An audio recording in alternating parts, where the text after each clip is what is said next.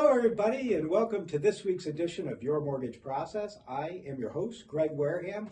We got a great show for you today. We're bringing back one by popular demand, which is Q&A from our audience, hosted by myself and Mr. Nick Pavis. Nick, the producer of the show. Welcome, Nick. Thanks for having me on the show, Greg. Well, Nick, I appreciate you being on the show.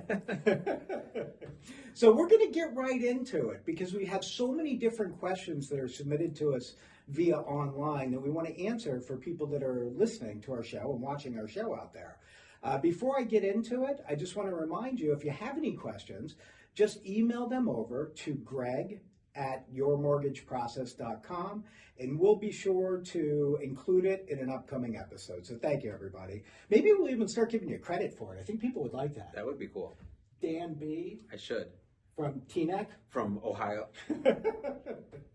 So, Nick, I know we have some questions from the audience. Let's answer the question. Well, I have a couple for you today. Great. One of the first one that popped up on the list, it's asked a few times. Sure. Which is, what's my interest rate? Which is obviously probably what's the word I'm looking for? A multi-layered. Yeah, it's like so. Answer. Yeah, but I'll let you take the wheel here. Well, that's one that I get every day, as everyone can imagine. So what's my interest rate going to be? So a couple of things that I would point out to everybody is interest rate is a product of credit, percentage of the value of the property that you're borrowing, or the amount that you're putting down is another way to put it.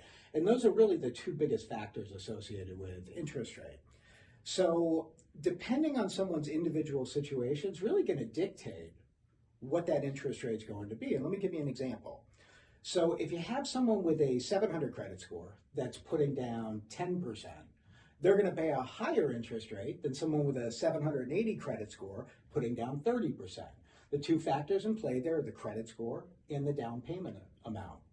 Another thing that can impact your interest rate is what type of loan program are you going into.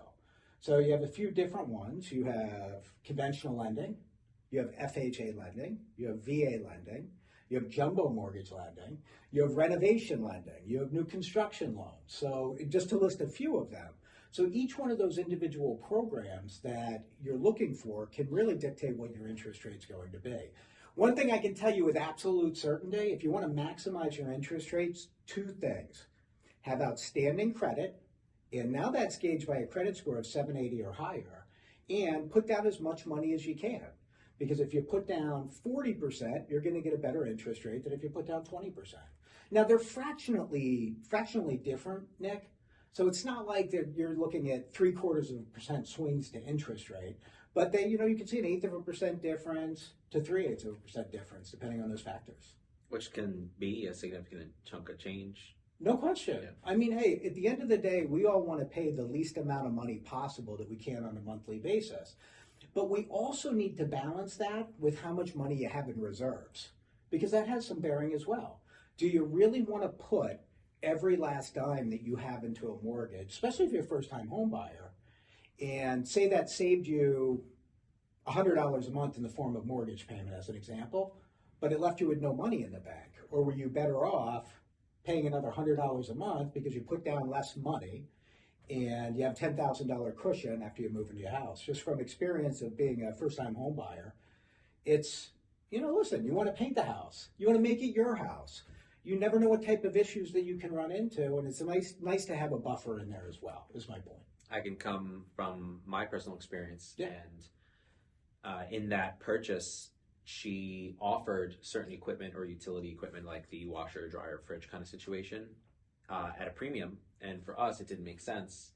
So we purchased our own. But sure. That calculations that we had to make, like, okay, hold on. Well, this is what the month will look like. But, we need to go buy that $2,000 fridge, $1,000 washer, $1,000 dryer. And sure. It's like, wow, that cushion, like, for example, you said 10,000, we just lost $4K right there. Yeah, I mean, you can get $100 or $1,000 to death, $1,000 to death, right, when you move in. And you just want to make sure at the end of the day that you have money and that you have reserves, and you're not putting yourself in a situation where you're stressed month to month right out of the gate.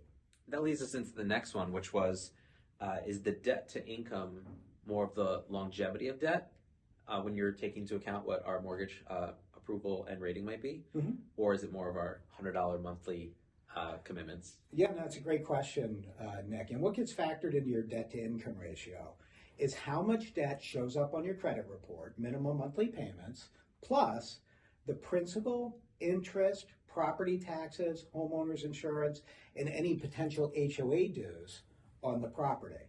You take that cost plus the minimum monthly payment on your credit report, you add those numbers together, and you divide by your gross monthly income. And let me run you through an example on that. So let's just say the mortgage payment is $3,000 a month, but between the student loans that you have or you may have, and your car payment and the minimum balances on your credit report, maybe that comes to $1,000 a month. So take the $3,000 plus the $1,000, that gives you $4,000 a month in total monthly debt. Now, if your annual income is $120,000, that's $10,000 a month. You take the $4,000 in total expenditures, in total debt load, divided by the 10,000, it gives you a ratio of 40%. And that 40% is what's called your back-end debt-to-income ratio. Now, why did I say back-end debt-to-income ratio? Because there's two ratios. There's a front-end ratio and there's a back-end ratio. In our example, the back-end ratio is all your debt plus your mortgage payment divided by your gross monthly income. It was 40%, right? 4,000 divided by 10,000. When you look at your front-end debt-to-income ratio, the total mortgage payment, including everything associated with the mortgage, was $3,000 a month. You take the $3,000 a month divided by the 10,000, that's 30%. That's your front-end ratio. And both ratios matter. I think that's pretty fair. I have another good one for you. Ooh, I'm ready. So, will I have to pay mortgage insurance? Maybe is the answer. Next question? No. So I guess more of a scenario basis. Yeah, right? so let me give you a scenario on paying mortgage insurance and a couple of different options.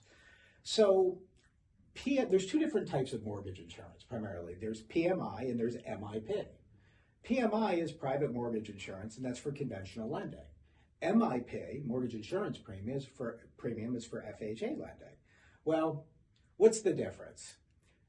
They operate very similarly in a lot of ways, but there are some differences associated with that. So when you look at PMI, which is a conventional mortgage, if you're putting down less than 20%, you have to pay monthly PMI. And the question I get all the time is, well, how much is that PMI per month? And it depends. It depends on a couple of things. It depends on what percentage of the value of the property that you're borrowing, so what your down payment is. And it depends on your credit score and your loan amount, because they do change what that monthly cost can be. Picture behind the scenes for a second that the monthly cost of PMI is an equation. So you're going to look at, there's a factor associated with putting down 10%, let's say, plus a credit score times the loan amount, or plus the loan amount is going to give you a ratio that the PMI companies give you. You take that ratio and you multiply it by the loan amount. So in that scenario, your PMI factor, let's say, with really great credit is 0.41%. Well, and that's with 10% down. Well, what if I put down 15%? With really good credit and those other factors we were talking about, that may put that ratio down to 0.25 of 1%. So point being, it's going to be different depending on how much you're putting down, what your credit score is. And all PMI does is it gives you a factor, and then that factor is multiplied by the loan amount divided by 12. That's how you come up with the PMI number. Now, on a conventional loan, Nick, on a conventional loan, you can eliminate the PMI once you have 22% equity in the property. And that 22% equity can be from two things. It can be, one, from a reduction of your principal balance over the course of time relative to your purchase price. And then number two, it could be equity growth over the course of time, or a combination of both, and that's how you can eliminate it. Now, I had also mentioned that there was MIP. MIP is FHA's mortgage insurance. MIP factor is a little bit different of a factor. So depending on how much money you're putting down, 3.5%, 5%, or 50%, you're always going to have to pay MIP on an FHA mortgage. And it's very difficult to eliminate MIP on an FHA mortgage. Most of the time you need to refinance in order to eliminate it. And the factors are different. You know, if you're putting down 3.5% versus 5%, they give you different MIP factors. Does that answer your question, Nick? I think that's fair. That's a pretty good assessment. Thank you. I've been practicing that. I'm sure you have. I think it's probably really important too to give some of that comfort or that peace of mind. I'm sure there's a lot of potential buyers who are new to the education and the home buying experience who try to be those YouTube University researchers where they're trying to find all these answers when in reality they can pick up the phone and call you, and you could be that resource without them having to spend hours of misinformation and filtering. You know, you bring up a good point with that, Nick. I mean, the amount of phone calls that I get from people that are already working with a mortgage professional to try to help them explain something, it's a lot. I get many of those per week. And if anyone has any questions ever, please reach out to me directly. You can reach me at 385-519-HOME, HOME. That's 385-519-HOME, which is 4663. Or you can email me at greg@yourmortgageprocess.com. And it kind of wouldn't matter where they are in the process because, like you said, you've helped them out kind of during, which obviously may not be ideal in the long run, but of course you want to be a resource there and help them out no matter where they are. You know what it is, Nick? When you look at, you know, all even these podcasts we've put together and running in on the century mark with that, which is pretty exciting. You know, it's all about education. So I speak to a number of people that are already far enough along in the process where I advise them, hey, stay where you're at, continue to do what you're doing, and here's the questions that you want to have for your loan officer. So it's about educating, it's about moving things in the right direction, and at the end of the day, doing the right thing by people. Yeah, even me, just being a part of the show for over a year now. You know, I have friends or family that I kind of have these discussions with, and sometimes they kind of foresee it like, a home ownership is just so far away, but you should be having those conversations now. That's a great point, Nick, and it's never too early to have the conversation. Because I just had a phone call today with someone who was looking to get pre-approved for a mortgage, but they didn't want to run their credit yet. And they didn't want to run their credit because they get their Credit Karma score, which is always going to be different than the credit score that you're getting for a mortgage. And they wanted to hold off, which of course I completely understand. We can hold off on looking at it. But the challenge becomes he's looking to purchase a home in the next 3 months. And, you know, he had some issues in the past with his credit. And I'm from the perspective on that don't you want to know now? If you're 3 months before you plan on finding a house, you really want to know now, what are some of the challenges that I may have from a credit standpoint? Because it affords us the ability to try to help them improve their credit so they eventually get a better deal when they do, in fact, find a property and go under contract. So, and maybe it's because I'm in the mortgage industry as well. You know, I just think now's always a good time because you just want to know where you're at so you can understand where you're going. Yeah, I think that's totally fair, right? Because otherwise you fall in love with a property and you're like, oh man, I got to do this now and down to the wire where you won't really be able to make much impact change to your credit score. Definitely. And on the flip side of it, if I have someone who knows they have an 800 credit score and they have 30% to put down and they're not looking to shop for a house for 6 months, I'll tell them to wait. I mean, what's the point of looking at the credit report now if the credit report's not going to be valid by the time that we close? Which brings up another point. Credit reports are typically good for 120 days. That means from the time that you pull the credit report, you have to close on that property within 120 days. Ironically, that was the next question was, do you have to pull my credit? Yeah, I mean, yes. Now, with that being said, I say yes because if you truly want to have a mortgage pre-approval, as a mortgage professional, I need to give you definitive answers. And I can't give somebody definitive answers without all the facts. And the credit report's a big aspect of that. So if you want pre-approved, I have to pull your credit. However, you know, I don't have to pull the credit if you just want to have a conversation and you know where everything's at and you just want some advice as to how you want to move things forward. Behind the scenes in the mortgage industry, when I take an application on someone and we pull their credit, we run them through an industry standard system called desktop underwriting. And we run that through the system and it takes it and it scrubs it against Fannie Mae, Freddie Mac, FHA guidelines to see whether or not they're eligible. And you want to know that up front. You want to know that so when you're out shopping for a house, to your point before, you fall in love with something, you want to know you're going to be able to purchase it. There's just so much information out there. And like even coming from me, being a part of the show, it's like the one place you can easily turn for resource. Like it's secured, it's vetted, it's updated, and you know, it's someone who's a professional in the field for such a long period of time versus let me Google a bunch of these questions, third-party websites, you know, sources that who knows if it's valid or true and who's vetting them. And right.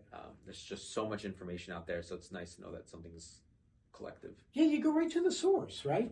Go right to the source to figure out what you can and what you can't do, and understand where you stand. Yeah.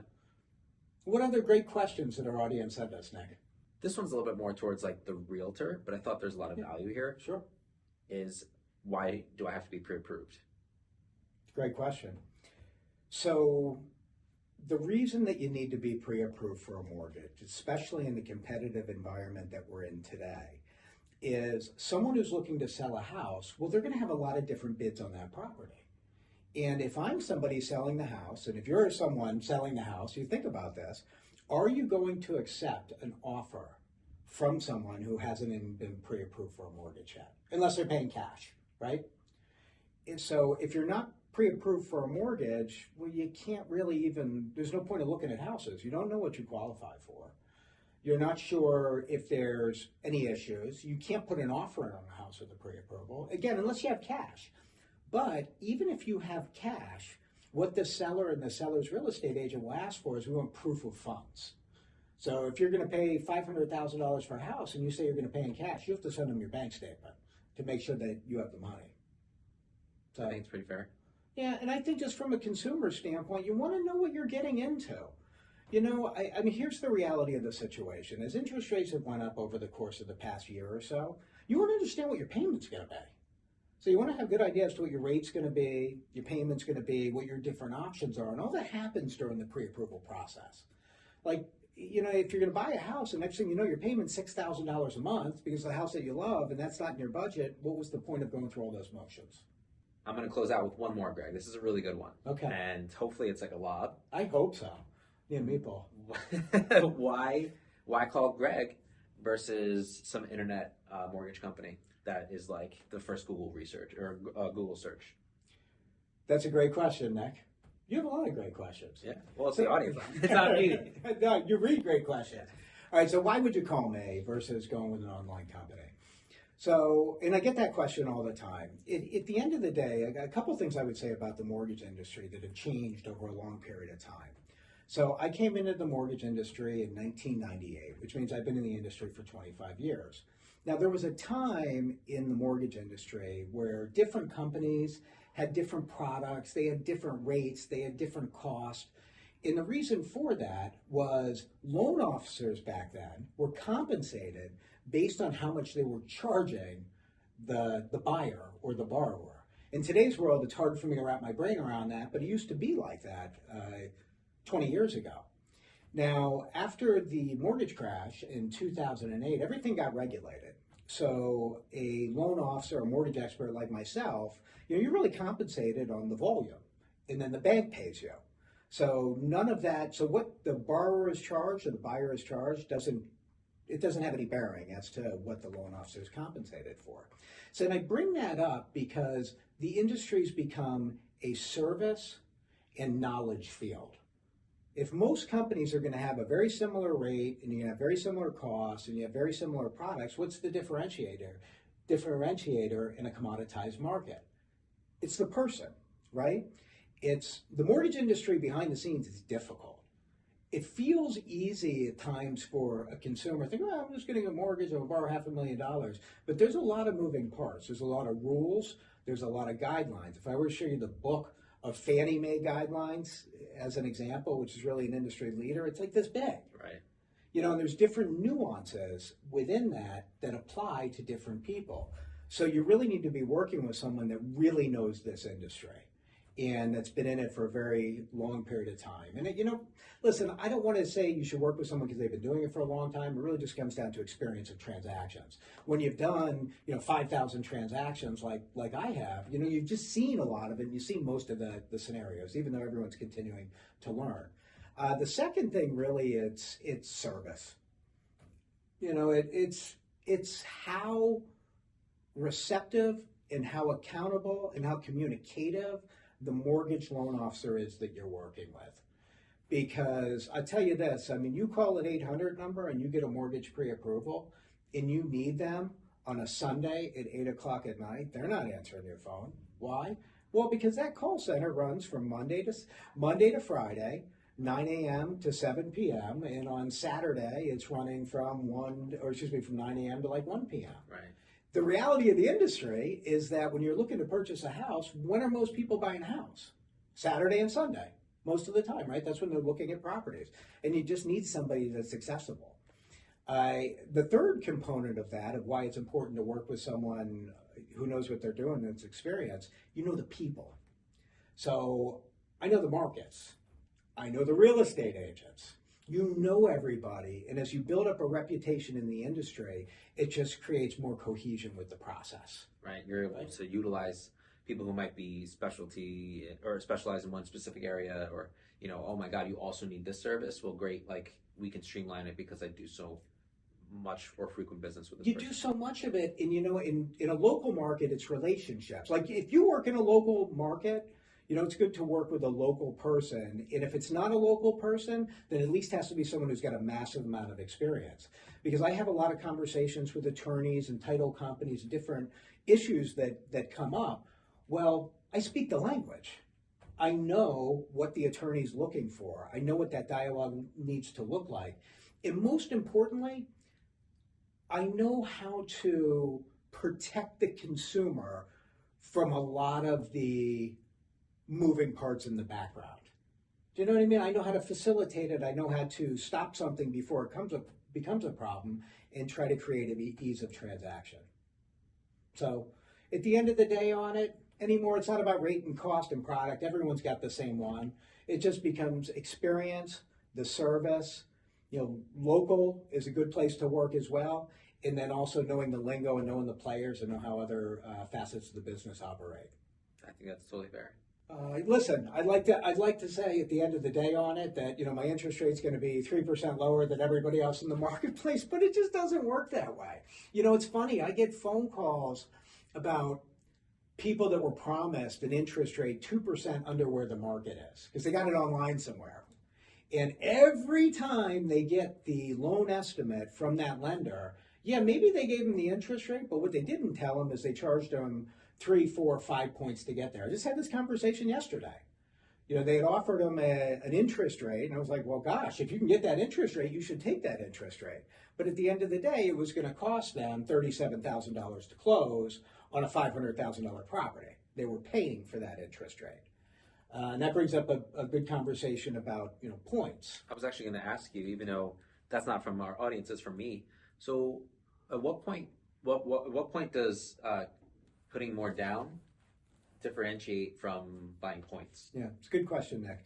So putting more money down is money that you're putting towards the principal, right? So it reduces your loan amount, which is going to organically reduce your payment. You're borrowing less money.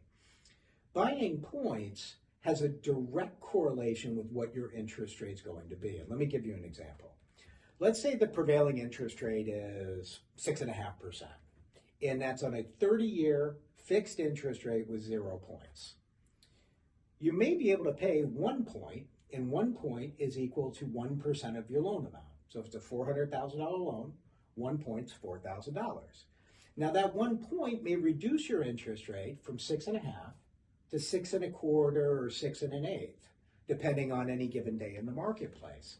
So what I would look at for that consumer is to say, okay, if you were to buy a point or pay that $4,000, what's your difference in monthly payment and how long does it take for you to recuperate that in the form of months?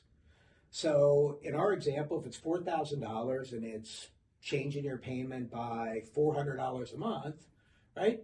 How long does that take you to recover it? Well, that didn't take you too long in that model. What's that, 10 months in that situation? That could be a really good buy down. It might be worth it. But let's say it takes you 40 months to recuperate it. Then we have to have the conversation of, well, if it's going to take you 40 months to recuperate the money that you paid at the closing, do you think you'll refinance the property if rates drop? Or do you think that you're going to sell the home in that time frame? If either one of those answers are yes, then it may not make sense to pay that point because you're never going to recuperate the upfront money that you paid at the closing. Right. Okay. I get it.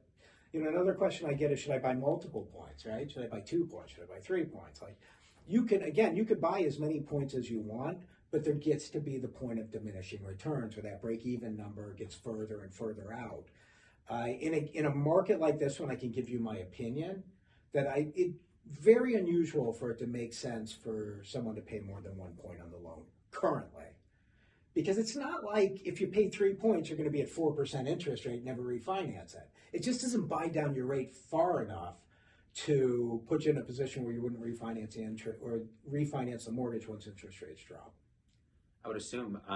So I've never really had my eye on the housing market like I do, like now. Yeah. In this kind of current situation that our entire economy is going through, with the housing market, the demand, is that something that you foresee in your expertise? Is this kind of a scenario where like, oh, well, I still have to move, I want to move, or I'm downsizing or upgrading, but at the end of the day, should I consider buying it now because refinance is always an option? So it's funny. I keep saying I just had a phone call. I'm on the phone a lot. I take a lot of phone calls about different situations. And before we came in to shoot this episode, I was on a call with someone who's a first-time home buyer asking me whether or not it was a good time to buy. And the conversation that I had with them is it's a product of time. So we know historically, if you go back to 1991, that real estate is going to increase statistically at about 4.5% per year, year over year, right? So I know long-term, real estate's always going to be a great investment. And to your point, even if rates are high right now, when they come down, you can always look to refinance that mortgage. So the advice that I had for this individual is, listen, if you're going to plan on buying this house and it's a short-term deal where you're going to sell it in a year, you sell it in 2 years, maybe now's not the right time to buy a house, right? Because we don't know where the market's going to go short-term.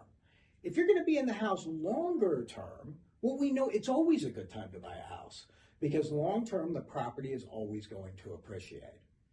And the other thing that people have to keep in mind is the moment that interest rates start to drop, well, what do you think is going to happen to house prices? If affordability increases because interest rate dropped, well, doesn't that give you more room for property values to continue to increase? And it's going to increase demand even further than it is right now. Right. So, where we were a year and a half ago. Exactly. Look, at the end of the day, we know that you're going to win long-term with real estate. Just like we know from mutual funds, or we look at the S&P 500, right? We know you're going to win long-term. Are there going to be fluctuations in the marketplace? Of course they're going to be. But fluctuations are only observed if you sell the property, right? Time. Just like your retirement account. But we know long-term that we're always going to win. Yeah, I think that's pretty cool. I would probably wrap up with telling people, this is a great podcast or a great show for the consumer today, and hopefully have a lot of value for the consumer, but it's equally as important for the real estate professional to kind of understand what some of the thoughts are that are going through the heads of the consumers that are emailing us directly. These are questions that they have, and these are questions that they want to be able to answer, and I hope that this time together kind of gives people a little bit more insight as to questions that people have. And if you have any questions, of course, just reach out to me directly. Again, my phone number is 385-519-HOME, or email me at greg@yourmortgageprocess.com. I should have mentioned that the people emailing us or contacting us could also be professionals in the field. It's not like I'm not doing research on here, or we might not know enough about them. We're not vetting them, right? But we open up that dialogue, and it's obviously common questions that their clients or them themselves are trying to field. But why not create that organic relationship and partnership? Hey, you know what? I know the perfect guy to handle a situation like this. Listen, Nick does a lot of time. We spend a lot of time together, and we record different things together. We spend a lot of time on the road together. A lot of the real estate agents that listen to the show or watch us on YouTube, they know me. And I think anyone that knows me or listens, I love this stuff, right? I can't do anything else. So I've decided that this is kind of my passion, what I like to do. I like to educate people, hopefully inspire the home buyer to better understand and be more knowledgeable, to put them into a house. And if you ever need anything, just reach out to me directly. I love to have conversations around the mortgage industry, what's going on in the marketplace, questions about how the products work, guidelines, everything. I think that's awesome. Yeah, I would use Greg. So again, if you need anything at all, please reach out to me directly, greg@yourmortgageprocess.com, or you can reach me at 385-519-HOME, With that, Nick, you have any more questions for me? I'm feeling good. Looking forward to our next regroup, and hope you'll come up with some other good ones. So, Nick, thanks for spending the time, and thank you, everybody. Thank you for listening. Please let me know if there's anything that I can do for you. Greg Wareham, Your Mortgage Process. Look forward to catching up with you next week. Bye, guys. Thank you for tuning in to this week's edition of Your Mortgage Process, hosted by Greg Wareham, produced by Greg Wareham and Nick Pavese at The Social Rift, and executively produced by The Social Rift. Thank you again for tuning in, and we look forward to catching up with you next week.